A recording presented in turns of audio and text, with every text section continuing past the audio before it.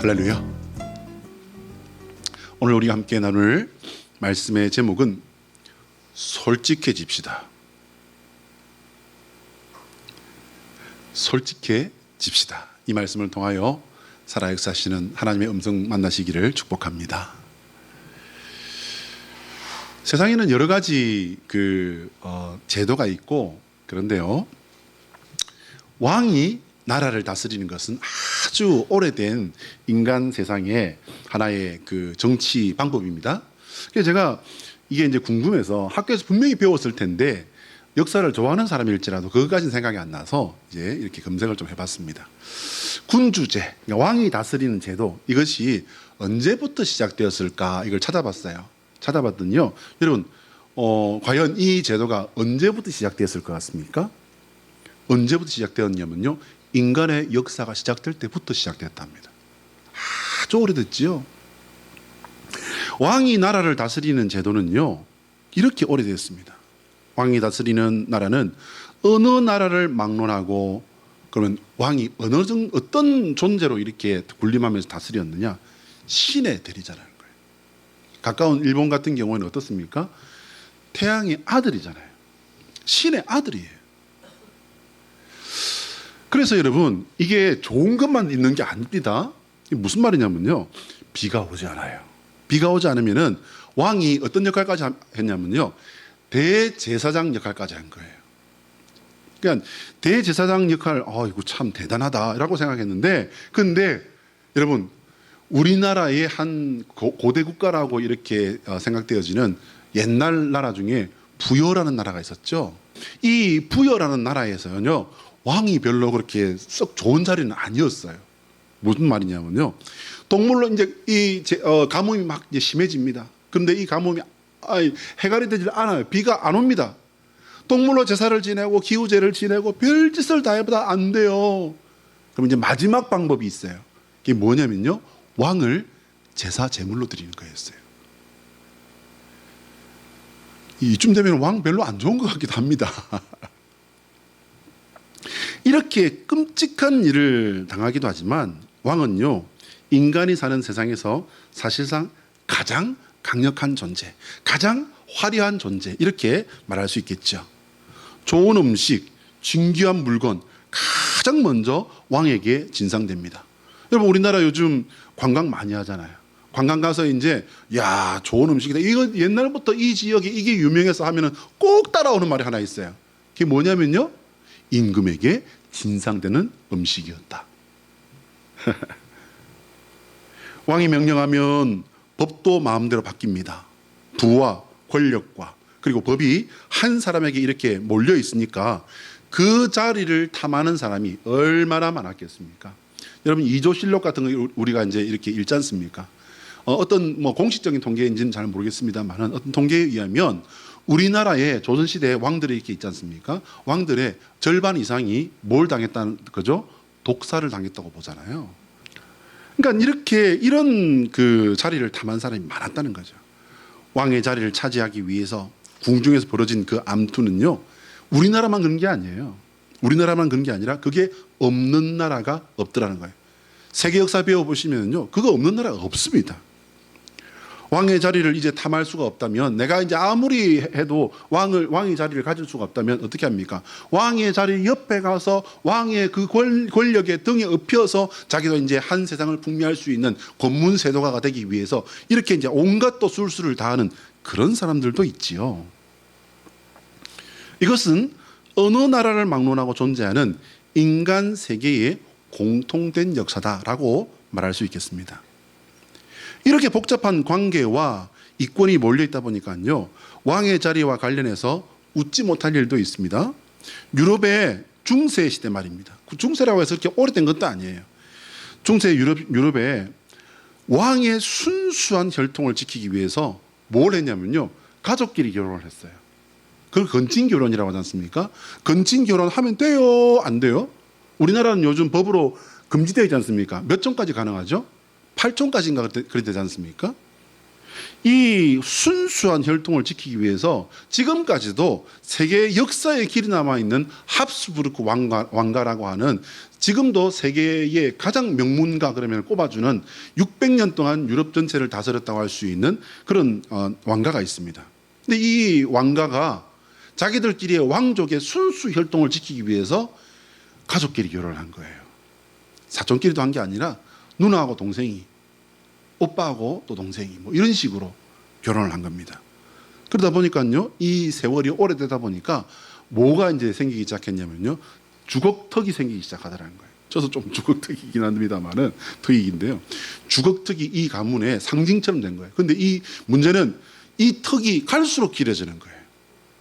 갈수록 길어지다가 나중에는요, 이제 이 왕가가 어떻게 없어졌느냐 하면은 1차 대전의 패함으로 말미암아 이 가문이 몰락했다라고 하는 기록도 있지만요, 사실상 이 유전자로 인해서 돌연변이가 생기고 정신 이상자들이 생기고 해서 이 가문이 멸망했다라고 이렇게 평가하는 그런 문헌도 있습니다. 여러분, 인간이 인간을 다스린다? 그런데 그 다스리는 인간이 신의 존재로 이렇게 추앙을 받는다? 여러분, 이거 어디서 많이 본 그런 그림 아닙니까? 잘 보시기 바랍니다. 하나님의 자리를 탐해서 에덴 동산에서 선악을 알게 하는 나무의 열매를 따먹음으로 말미암아 선을 넘어버린 그 인간의 죄는요, 계속되고 있는 거예요. 여러분, 이 구조를 잘 보셔야 됩니다. 똑같다는 거예요. 한번 따라할까요? 하나님의 소원은 우리가 예수 그리스도 안에서 거룩한 믿음의 성도가 되는 것이다. 시작. 하나님의 소원은 우리가 예수 그리스도 안에서 거룩한 믿음의 성도가 되는 것이다. 할렐루야. 여러분, 거룩한 믿음의 성도는 어떤 사람을 말하는 걸까요? 거룩한 믿음의 성도는요, 오직 예수님만이 온전한 구주심을 믿는 겁니다. 예수 그리스도만을 통해서 하나님을 섬기는 사람을 말하는 것입니다. 하나님께서 우리에게 결코 복잡한 걸 주신 적이 없어요. 아까 제가 기도에서도 언급했습니다만은, 여러분, 주기도문과 사도신경, 사실은 저게 다예요, 여러분. 우리가 나중에 이 세상을 이제 졸업할 때에 우리에게 필요한 게 뭐죠? 주기도문? 아니요, 이제 저것도 필요 없어요. 거기서는 뭐만 하면 되냐면요, 사도신경 저거 하나만 되는 거예요. 깨달으시면 아멘? 그 단순하고 분명한 것을 놓치지 마시고, 세상에서 그 어떤 것들이 와서 우리에게 물을 타려 하고 재를 뿌리려 하고 조미료를 뿌리려 할지라도 단호하게 거절하시고 오직 예수의 믿음으로 승리하시는 저와 여러분 되시기를 예수 그리스도의 이름으로 축복합니다. 여러분, 이스라엘 역사에 사사시대라고 하는 그 시대가 있지 않습니까? 그것은 구약 성경에 사사기의 전체 역사를 말하는 것인데요, 12명의 사사들을 통해서 하나님께서 직접 이스라엘을 다스린 시대를 말하는 거예요. 이거를 어떻게 말하기도 하냐면요, 신정통치라고 이렇게 말하기도 합니다. 그 기간이요, 대략 400년 조금 넘는 어간이다라고 말하는 그런 그 통계도 있는가 하면은 450년, 길게는 480년까지 보는 그런 통계도 있습니다. 사사를 세우시는 것은요, 하나님께서 직접 하시는 일이었어요. 하나님께 부름받고 세움받은 사사가 하는 그런 일은 뭐였을까요? 뭐였냐면요, 군사 지도자로 활약을 했습니다. 그분만 한 게 아니고요, 또 종교 재판관으로서 이렇게 활동을 하기도 했다는 겁니다. 그런데 이 사사시대에 대한 전체적인 평가가 여러분 중요해요. 왜 중요한지, 이게 이제 조금 오늘 구도가 조금 복잡하긴 합니다만은, 근데 한 가지만 생각하시면 됩니다. 하나님이 나에게 자유를 주시면 나는 어떻게 살 수 있을까? 여러분, 그걸 한번 우리가 생각을 좀 해보면 좋겠어요. 이 사사시대에 대한 전체적인 평가는요, 마지막 사사기 21장에 가서까지 그렇게 이야기합니다. 혼란스러웠다는 거예요. 그래서 전체가 혼란스러웠던 시대라고 말합니다. 뭐가 주어졌는데 혼란스러웠다는 거예요? 하나님이 많은 명령들을 주셨습니까? 아니요, 여러분. 하나님이 뭘 주셨기 때문에 혼란스러워졌다는 거예요? 자유를 주셨기 때문에 혼란스러웠다는 거예요. 사사기 21장 25절 말씀에 이런 말씀이 기록되어 있습니다. 그때라는 건 뭐냐면 사사시대 그때에 이스라엘의 왕이 없으므로 사람이 각기 자기네 소견에 옳은 대로 행하였더라. 이걸 우리 경상도 말로 이걸 말하면 어떻게 되냐면요, 지 쪼대로 살더라. 우리 이영경 권사님은 그런 말도 있어? 하시는데 우리 강 권사님은 맞아 이러고 끄떡끄떡 하시잖아요. 그러니까 지 맘대로 지가 옳다고 생각하는 대로 살더라는 거예요. 자, 그러면 그때는 그랬고 지금은 아닙니까? 오늘 여기 보시면요, 이스라엘의 하나님께서 하나님의 직접적인 다스리심이라고 하는 놀라운 역사를 지금 펼쳐가고 계시는데, 여기서 인간의 역사가 뭐로 지금 엉켜가고 있었다고요? 자유 때문에 혼란스러웠다는 겁니다.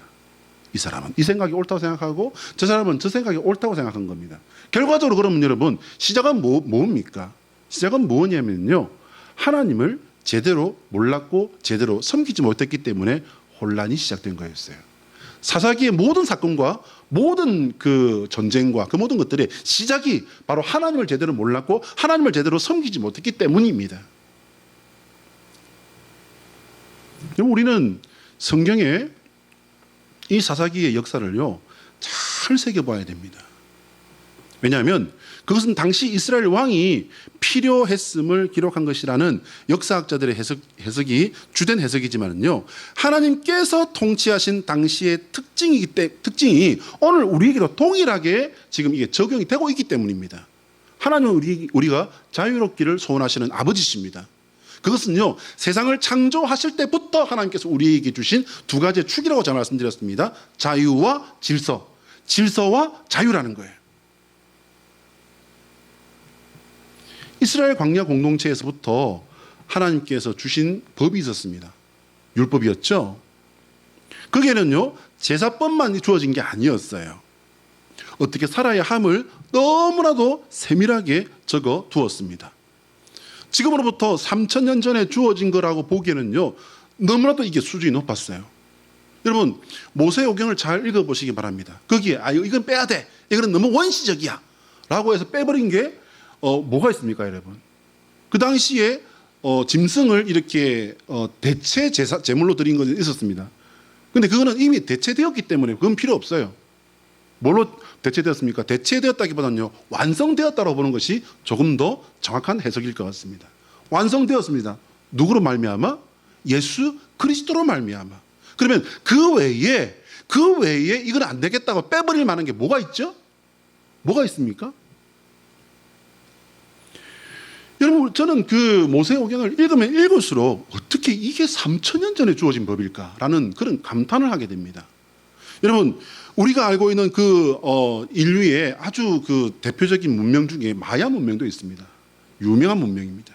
근데 그 마야 문명에 뭐가 대표적인 제사법이었습니까? 인신제사였습니다. 그 사람들이 그게 틀린 건 줄 알고 악한 건 줄 알고 그렇게 했을까요? 영화 아포칼립토라고 하는 그 영화에는요, 그 마야 문명의 인신제사가 너무나도 세밀하게 거기에 고증되어서 그려지고 있습니다. 그걸 보면서요, 저는 정말 많은 생각을 했습니다. 저 사람들이 저게 나쁜 거라고 했을까? 오늘날의 사회 구조와 정치 구조와 너무나도 그 당시에 수백 년 전이에요. 여러분, 이건 수천 년도 아닙니다. 수백 년 전에 있었던 그 일들이 너무나 똑같은 걸 보면서 소름이 끼치더라고요. 율법 속에는 엄격하게 명령된 종교법만 있었던 게 아닙니다. 거룩한 공동체 안에서 개인의 가치와 권리가 지켜지고 자유가 있었고 질서가 있었고 하나님의 약속이 있었습니다. 그런데 이스라엘 공동체에 뭐가 문제였단 말일까요? 여러분, 이걸 찾아내셔야 됩니다. 이걸 정리하셔야 돼요. 다스려줄 인간왕이 없어서 문제였다고 합니다. 이 부분이 문제다. 여러분, 동서고금을 통틀어 인간에게 가장 절실했던 것이 뭘까요? 인간에게 모든 역사 속에서 가장 절실했고 가장 필요했던 건 뭐냐면요, 자유와 먹고 사는 문제입니다. 그건 말할 것도 두말할 것도 없습니다. 모든 세대, 모든 시대, 모든 나라에 가장 중요한 게 뭐였냐면요, 자유였어요. 자유 때문에 목숨을 걸고 먹고 사는 것 때문에 양심을 버리는 일까지 있죠. 그런데 이스라엘에 자유가 있었고 먹고 사는 문제도 별반 문제가 없었습니다, 여러분. 잘 읽어보시면 그렇습니다. 근데 거기는 그 당시에 다른 나라가 침략해 와가지고 이스라엘을 점령을 하고 못 살게 굴고 그렇게 해서 그 나라의 포로가 되고 그렇게 질질 끌려다니고 그러지 않았느냐? 여러분, 그렇게 말하면요, 성경을 반의 반쪽도 못 읽은 거예요. 그들이 왜 그렇게 되었는지를 성경은 분명히 밝히고 있습니다. 하나님을 배반하고 하나님으로부터 돌이켜서 엉뚱한 짓 하다가 하나님께서 그것을 몰랐다고요? 인생 채찍으로 내치신 거잖아요. 그러면 그 자리에서 그들이 회개하고 여호와의 이름을 부를 때 하나님께서 끝까지 외면하셨습니까? 아니요. 그때 사사들을 일으키셔서 하나님의 사람을 일으키셔서 하나님의 방법으로 하나님의 능력으로 하나님께서 일하셔서 그들에게 다시 뭘 주셨죠? 자유를 주셨잖아요. 그럼에도 불구하고 사람들은요, 자유로 혼란으로 살아서 어려웠다라고 말합니다. 자유로 살아서 혼란하고 어려웠다. 그럼 인간 왕의 강력한 통치는 인간에게 만족을 주었습니까? 여러분, 어떻게 생각하십니까? 우리가 학교 다니면서 배운 그 한국 역사는 물론이고요, 세계 역사를 보더라도 왕에 의해서 만족한 나라, 만족한 그 통치가 있었습니까? 제가 알기로는 없는데요. 성군이라고 하는 그 나라도요, 우리나라만 볼까요? 우리나라의 성군, 그러면 최고로 꼽아주는 사람이 누굽니까? 네, 분명히 성군 맞습니다. 세계 어느 역사에 내어놓아도 이분은 훌륭한 분입니다. 근데 그분이 어떤 일도 하셨습니까? 뭐 다른 개인적인 것은 자취하고요. 뭘 하셨죠? 같은 민족끼리인데 노예 제도를 강화시켰습니다. 세계 어디에도 없는 정말 잘못된 제도를 만든 거예요. 왜일까요? 강력한 그 노동 구조가 필요한데 우리나라가 워낙 가난하고 못 살고 힘이 없는 나라다 보니까 어디 가서 그런 사람들을 끌고 올 수가 있어야지. 그러니까 우리 안에서 그걸 해결하다 보니까 그렇게 돼버린 거라고 저는 그렇게 생각합니다. 근데 그렇다고 해서 그게 괜찮다고 평가할 수는 절대로 없는 거예요. 어떻게 사람이 사람을 가축으로 대할 수 있습니까? 그것도 적이라든지 포로라든지 이런 것도 아니고 그것도 잘못될 판인데 한 민족, 동족끼리 어떻게 양반이 있고 노비가 있어요? 그걸 강화시킨 게 누가 했다고요? 우리가 가장 최고의 성군으로 치는 그분이 그랬다고요. 결국 자유가 있었지만 당시 사람들이 자유를 감당하지 못했다라고 밖에는 말할 수가 없는 겁니다. 이 부분이 고대 이스라엘의 역사로 보인다면 여러분 아직도 말씀에 깊이 우리가 들어가지 못한 겁니다. 이해를 못하신 겁니다. 모든 성경은요, 하나님의 말씀이지만 내 삶에 적용이 안 되면 여러분 아무것도 아닌 거예요. 남의 집에 황금 송아지 100마리가 있으면 뭐 합니까?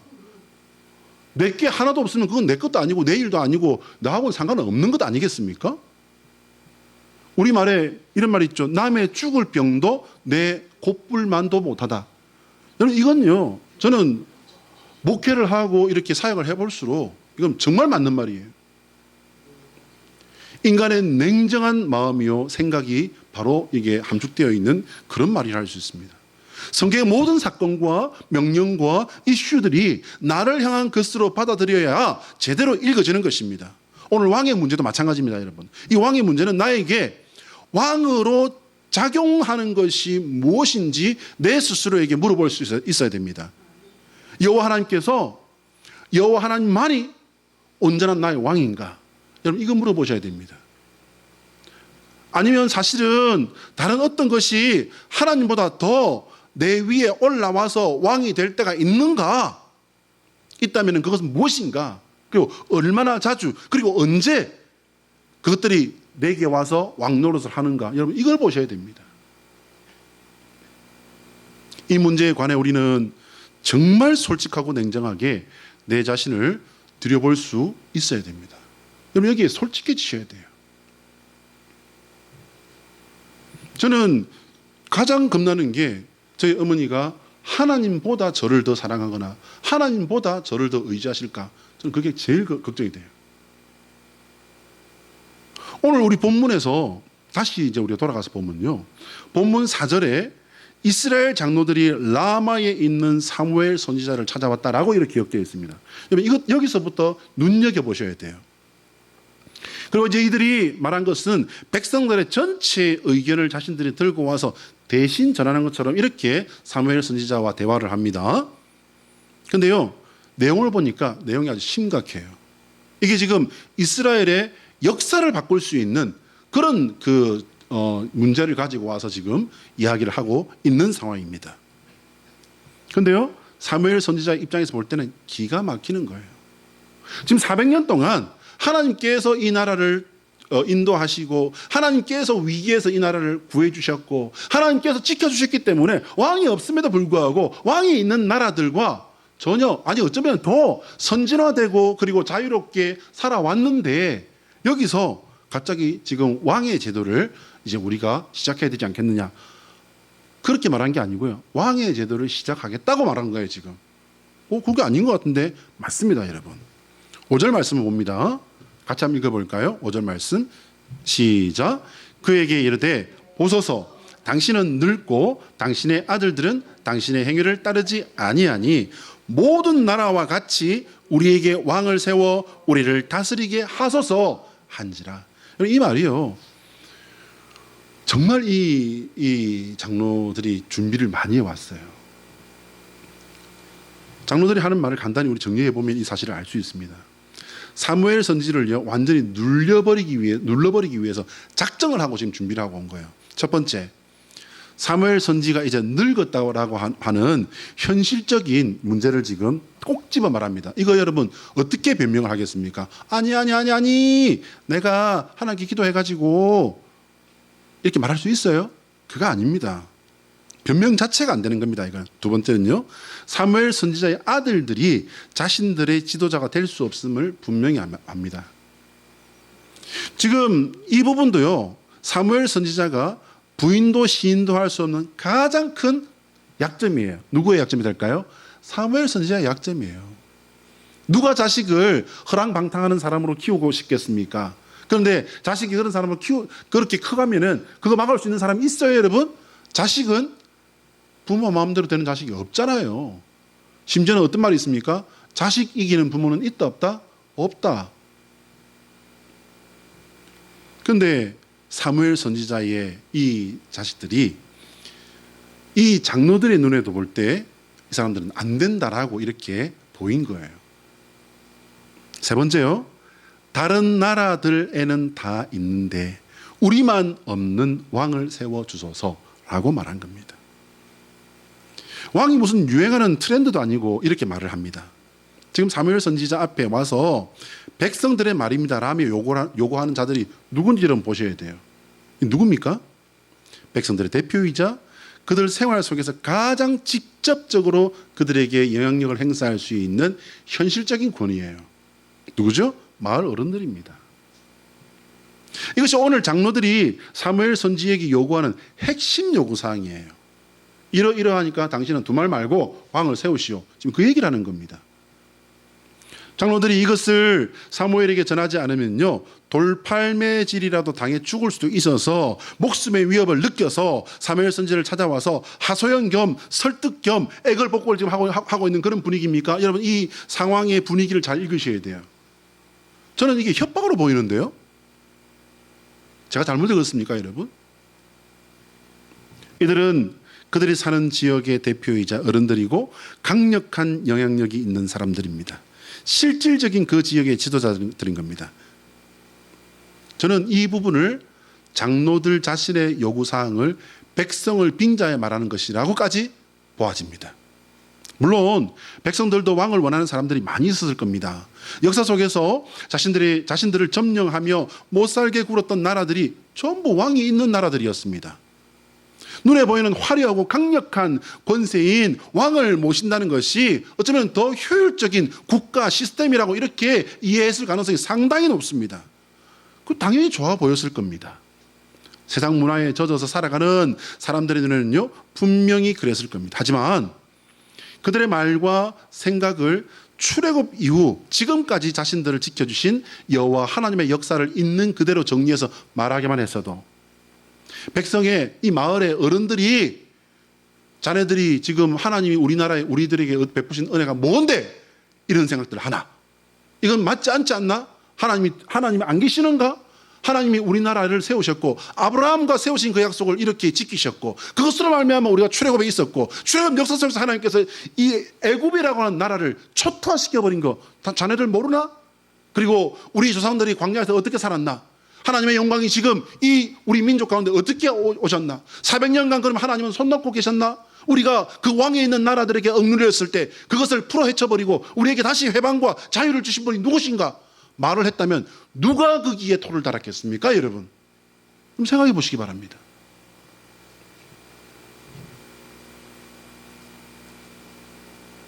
출애굽에서부터 가나안 정복과 이후 사사들의 역사에 이르기까지 이스라엘 공동체 속에 임하여 역사하신 여호와 하나님의 역사는요, 여러분 생각해 보시기 바랍니다. 이 지구상에 이런 역사가 있는 나라가 어디에 있습니까? 이스라엘 단 하나 말고는 어디에도 없습니다, 여러분. 본문을 읽다 보면 하나님께서도요, 장로들과 이스라엘 백성들의 이런 마음을 정확하게 알고 계십니다. 8절과 9절 말씀에서 하나님은 그 모든 배신의 역사를 말씀하십니다. 내가 그들을 애굽에서 인도하여 낸 날부터 오늘까지 그들이 모든 행사로 나를 버리고 다른 신들을 섬김같이 네게도 그리 하는도다. 그러므로 그들의 말을 듣되 너는 그들에게 엄히 경고하고 그들을 다스릴 왕의 제도를 가르치라. 하나님께서 왜 여러분 이스라엘 백성의 어리석고 악한 소원을 들어주셨을까? 우리는 이 부분에서 이 질문을 던져봐야 됩니다. 하나님께서 이런 생각하는 망령된 사람들을 싹 쓸어버리고 다시 할 수도 있지 않을까? 여러분, 우리는 여기까지 상상해 볼 수 있어야 됩니다. 근데 하나님은 그리하지 않으십니다. 그래서 하나님은 인격의 하나님이라는 거예요. 그 고대 수천 년 전에도 사람의 시대는, 사람의 문명은, 사람의 생각은 원시적이고 그리고 우매하고 교만하고 악할지라도 하나님은 어떻게 하셨다고요? 하나님의 생각과 하나님의 그 약속을 태초에서부터 끝까지 가지고 오시는 거예요. 뭐라고요? 자유와 질서. 질서와 자유. 전지전능하신 하나님께서 그들의 왕이 다스리는 역사 속에 여러분 실패를 모르셨을까요? 이제 사사기, 룻기, 사무엘 상하, 그 다음에 뭐 했습니까? 열왕기들의 역사였지 않습니까? 왕들의 역사였습니다. 이제 사무엘의 역사에서부터 시작해서 왕의 역사 사실상 시작되는 거예요. 왕을 세우는 역사잖아요. 다윗이 이제 왕이 되는 역사지 않습니까? 그 이후에 왕들의 역사지 않습니까? 그게 여러분 결과적으로 실패입니까? 성공입니까? 사람은 실패했는데 하나님이 성공하신 역사인 줄로 깨달으시길 바랍니다. 이 실패를 하나님이 모르셨을까? 그 왕들의 어리석음과 악행들을 전부 아셨다고 봐야 합니다. 이게 당연한 겁니다. 그럼에도 불구하고 하나님께서는 그들의 요구를 허락하신 것은요, 그 속에 세우실 하나님의 사람들을 보셨기 때문입니다. 저는 그 중에서 가장 대표적인 사람이 다윗이라고 생각합니다. 그 역사와 연결하여 이루실 메시아의 탄생 역사까지 하나님의 그 신비한 역사, 그 계획하신 역사 속에, 그 뜻 속에 모두 다 있었다라는 것입니다. 할렐루야. 저는 그래서 오늘 봤던 화면을 저 그림이 딱 마음에 와서 닿더라고요. 선들이 너무나도 굵은 다윗이 하나님을 찬미하는 그 수금을 들고 있습니다. 여러분, 저것은요, 하나님께서 다윗을 보시기를 그렇게 보셨다고 생각해서 저는 저 그림을 선택해 봤습니다. 그렇다면 오늘 우리는 어떻게 해야 되겠습니까? 하나님의 역사에 대한 하나님의 계획을 내가 볼 수 있어야 됩니다. 무엇을 통해서? 말씀을 통해서. 이미 그 말씀은 역사 속에 많은 것들이 증명되었잖아요. 그렇기 때문에 어떤 틀린 신학도 여러분 그걸 주장할 수 없습니다. 하나님은 다윗 왕의 역사를 바라보신 거라고 저는 그렇게 답을 냈습니다. 다윗 왕의 역사는 예수 그리스도를 향한 하나님의 계획과 실천입니다. 모두 아시는 바와 같이 여러분 이 계획은요 어떻게 이루어졌습니까? 완벽하게 이루어졌습니다. 자, 한번 따라할까요? 예수 그리스도의 십자가는 우리를 거룩하게 하시는 하나님의 승리이다. 시작. 예수 그리스도의 십자가는 우리를 거룩하게 하시는 하나님의 승리이다. 할렐루야. 여러분, 제가 늘 말씀드리거니와 우리가 도입부의 구호와 이 이제 결론부의 이 구호는요, 항상 고정되어 있어요. 항상 한 번도 바뀐 적이 없습니다. 오늘 예수 그리스도의 십자가를 하나님의 승리로 읽어내시는 저와 여러분 되시기를 축복합니다. 여러분, 이스라엘 나라가 망하게 된 이유는 그럼 뭡니까? 우리가 구약 성경을 쭉 다 읽어보면요, 그거는 너무나도 명백한 이유, 길게 이야기됐다고 해서 이게 복잡한 게 아닙니다, 여러분. 명백한 이유 한 가지뿐이에요. 하나님을 배반했는데 끝까지 배반했기 때문입니다. 악한 왕들과 그 백성의 교만하고 우매했고 엄란한 역사로 인한 결과였습니다.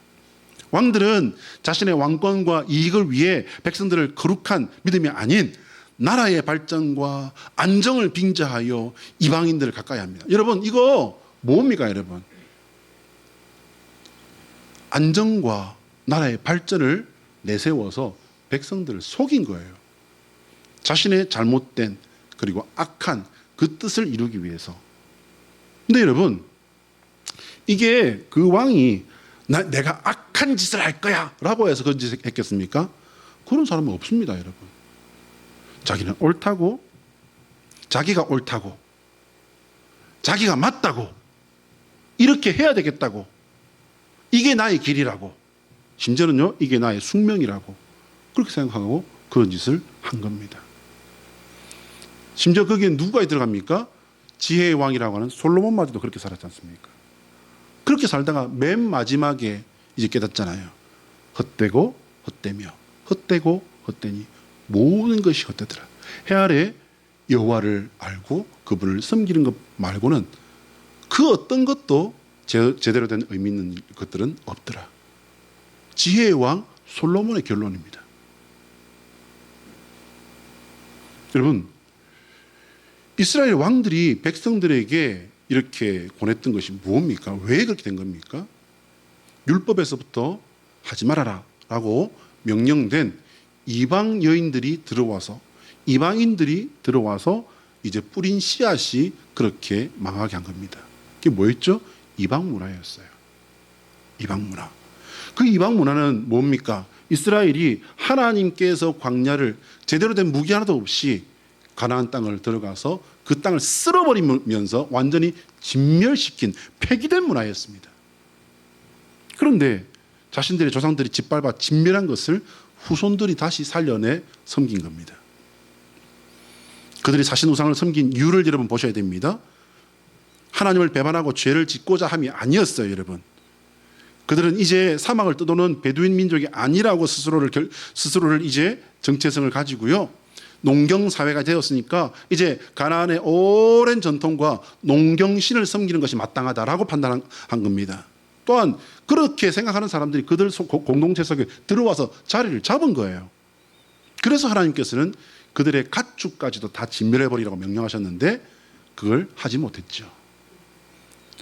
농경사회가 되었으니 그렇게 살아야 되겠다. 여러분, 남들보다 잘 살지를 못해도요, 남들만큼은 살아야 되지 않겠나? 여러분, 그것이 그때도 그리고 지금도 사람들이 가지고 있는 공통된 생각 아닙니까? 그걸 나쁘다고 할 수 있습니까? 그런데 옳다는 그 이유 하나만으로 사람들은 지금도 자기 속인에 옳은 대로 살아가는 겁니다. 사단은요, 이때도 사람들의 그 빈틈을 정확하고 신속하게 파고듭니다. 여기에 너무나도 설득력 있고 누가 들어도 인정할 수밖에 없는 이유가 필수적입니다. 그게 바로 뭐냐면요, 언제나 그때 고대시대 이스라엘도 그렇고 지금 우리에게도 마찬가지예요. 뭡니까, 여러분? 바로 전통과 민족 문화라는 겁니다. 그게 명분입니다. 민족 전통과 문화, 어디서 많이 들어본 것 같아요. 민족 전통 문화. 지금 여러분, 우리 강릉 지역에 진행되고 있는 여기에 지금 이 구호가 가장 큰 소리 아닐까요? 민족 전통 문화. 사랑하는 성도 여러분, 그러면 그 사람들에게만큼은 예수 그리스도가 패배한 건가? 시간이 좀 되었지만 이 부분까지 우리가 보고 말씀 마칩니다. 그렇지 않습니다. 그 사람들이 예수님을 따르지 않는다고 해서 예수님의 십자가 승리가 취소되거나 그 의미가 퇴색되는 것은 전혀 아니라는 겁니다. 하나님의 승리는 어떤 신에게도 빼앗기지 않는 절대 가치이고 하나님의 승리입니다. 예수 그리스도의 십자가를 온전한 구원의 길로 인정하며 영접하여 받아들이고 여호와를 나의 하나님으로 섬기는 이는 구원과 영광의 길에 들어선 것입니다. 흥미로운 것은 창조자 하나님을 부인하고 예수 그리스도의 십자가를 부인하고 외면하는 사람들도 똑같은 자기가 진리라고, 자기가 진리의 길을 걷고 있다고, 자기가 옳은 길을 걷고 있다고 확신하며 살아간다는 겁니다. 우리가 그들을 위해 기도해 주어야 할 텐데 도리어 그들이 우리를 위해 기도해 준다고 합니다. 여러분, 화를 내어야 할까요? 불쌍히 여겨야 할까요? 참 진리의 길로 나를 인도하신 은혜를 감사하며 그들을 경계하되 미워하지 말고 불쌍히 여기는 것이 성경이 우리에게 주신 답입니다. 하나님, 제대로 믿읍시다. 기도하겠습니다.